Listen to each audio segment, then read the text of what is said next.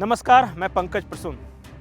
दोस्तों, 60 के दशक में दक्षिण भारत में हिंदी के खिलाफ आंदोलन हुआ और द्रविड़ मूवमेंट की वजह से वहाँ हिंदी भाषियों के खिलाफ बहुत तरह के अत्याचार भी हुआ और उत्तर बनाम दक्षिण भारत में का विवाद हुआ, भाषा का विवाद हुआ। उसके बाद महाराष्ट्र में शिवसेना और राज ठाकरे की जो मनसे थी, महाराष्ट्र नवनिर्माण सेना, उसने हिंदी भाषियों को लेकर एक आंदोलन चलाया।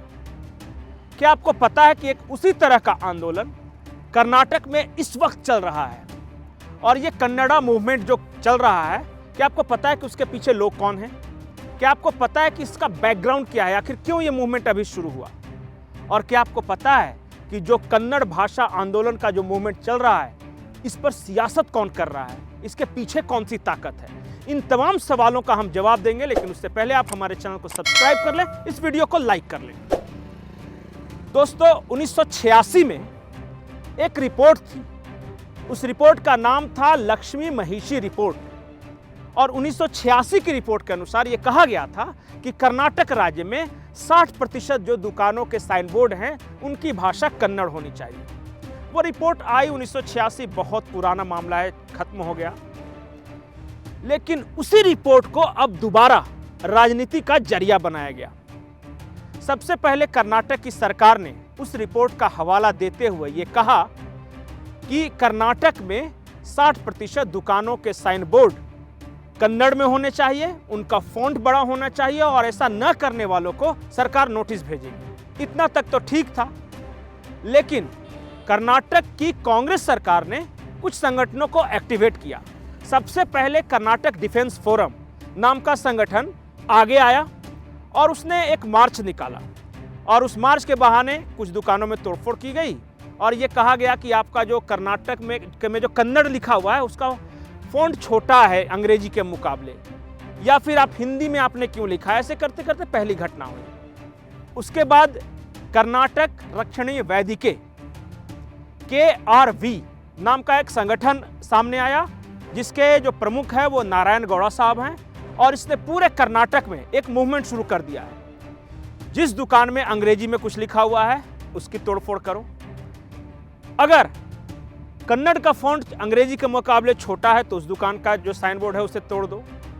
आम राह चलते जो भारतीय हैं या जो भी वहां रह रहे हैं, अगर उन्होंने हिंदी या अंग्रेजी में बात की तो उनको प्रताड़ित करो। और ये चल रहा है कर्नाटक में। और कहा यह जा रहा है कि इन सब आंदोलनों के पीछे डी शिवकुमार और सिद्धारमैया, इन दोनों का हाथ है। इनके कहे के अनुसार ये सब चल रहा है। और वो कर क्यों रहे हैं? क्योंकि उन्हें पता है कि क्षेत्रीय सेंटिमेंट्स को उभार कर क्या कुछ नहीं किया जा सकता। उन्हें यह कहने का मौका मिलेगा कि भारतीय जनता पार्टी, जो कि मुख्य विपक्षी पार्टी है, वो उत्तर भारतीय पार्टी है, वो कर्नाटक की पार्टी नहीं है। जो हम हैं, देखिए, कर्नाटक के दल हैं। कांग्रेस जो है कर्नाटक का दल है, कन्नड़ को प्रमोट कर रही है। इसके पीछे और भी कई तरह लेयर में राजनीति हो रही है।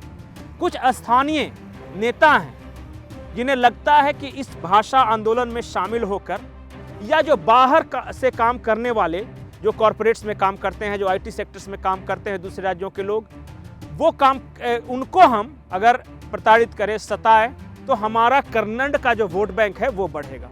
और वहाँ प्रोफेशनल्स परेशान हैं, दुकानदार परेशान हैं। दुकानदारों के फोरम ने मुख्यमंत्री सिद्धारमैया को चिट्ठी लिखी और कहा कि हम आप जो भी कह रहे हैं हम मानने को तैयार हैं, लेकिन कृपया करके इन तोड़फोड़ को रुकवाइए।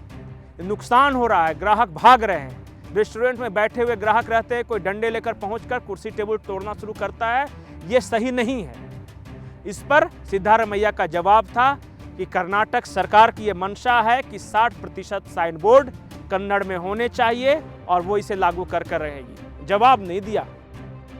जो DGP हैं कर्नाटक के, उन्होंने कहा है कि अब तक 10 FIR दर्ज की गई है और 53 लोगों को हिरासत में लिया गया है। पूरे कर्नाटक में हजारों लोग सड़कों पर उतरे हुए हैं। मुझे लगता है कि 10 FIR काफ़ी नहीं है, सिर्फ 53 लोगों को हिरासत में लिया जाना काफ़ी नहीं है। लेकिन इस पूरे मूवमेंट को कर्नाटक की अस्मिता से जोड़ना, या ये कहना कि कर्नाटक में कोई दूसरी भाषा नहीं चलेगी, या फिर कर्नाटक में रहना है तो 3 महीने के अंदर आपको कन्नड़ सीखना होगा, या इस तरह की बातें कही जा रही है खुलेआम मंचों से, आपको क्या लगता है? क्या ये सही है?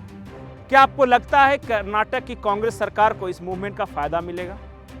क्या आपको लगता है कि जो भारतीय जनता पार्टी के अंदर वहाँ कुछ चल रहा है, जो कि डी विजेंद्र हैं, जो कि येदियुरप्पा के बेटे हैं और एक और नेता हैं, उनके बीच जो द्वंद्व चल रहा है उसका इस संबंध में कुछ लेना देना है? आप बताइए कि इस तरह के भाषा आंदोलन या राज्य अस्मिता का प्रश्न क्या कुछ वक्त के लिए चुनावी फायदा दे सकता है, लेकिन क्या वो देश के लिए समग्र रूप से बेहतर है? वैसे वक्त में जब भारत आत्मनिर्भर भारत की भी बात कर रहा है और दुनिया की आर्थिक महाशक्ति बनने की भी बात कर रहा है, क्या आपको यह लगता है कि जो इंडिया के दल हैं, चूंकि इस तरह के मूवमेंट पिछली बार कर्नाटका में हुए थे जब एस.एम. कृष्णा की सरकार थी, असम के लोगों को भगाया गया था, अब फिर से कांग्रेस की सरकार है और खास करके तेलुगु भाषियों को, हिंदी भाषियों को ज़्यादा टारगेट पे लिया जा रहा है। क्या लगता है कि ये क्यों हो रहा है? क्या इंडिया के जो दल है इस तरह के तोड़क राजनीति में विश्वास रखते हैं? कुछ और उदाहरण अगर आपके पास हैं, क्या जो महाराष्ट्र में है वो शिवसेना हो या राज ठाकरे है, क्या फिर से वो आंदोलन को एक्टिवेट नहीं कर रहे हैं? कल ही एक खबर आई पुणे से कि पुणे में मराठी भाषा को लेकर फिर से एक आंदोलन शुरू करने की कोशिश है, कुछ दुकानों में तोड़फोड़ हुई है, उसका वीडियो भी मैं आपको दिखा रहा हूं। आपको क्या लगता है इस तरह की राजनीति से किसका भला है? क्या कर्नाटक का भला है? क्या महाराष्ट्र का भला है? क्या भाषा की सर्वोच्चता बनाए रखनी है, भाषा को प्रिजर्व करना है, या भाषा के प्रति सभी लोगों के मन में प्यार हो वो कोशिश करनी है? क्या दूसरे राज्यों के लोग अगर जाते हैं तो क्या उन्हें उस राज्य में जाकर वहाँ की भाषा, वहाँ की संस्कृति को नहीं अपनानी चाहिए? वो अपनाना चाहें तो क्या जबरदस्ती करना वाजिब है? कई सवाल हैं जिनका जवाब आप दीजिए, लेकिन ये जरूर बताइए कि कर्नाटका में कन्नड़ राजनीति को लेकर या कन्नड़ भाषा आंदोलन को लेकर आपकी क्या राय है? नमस्कार।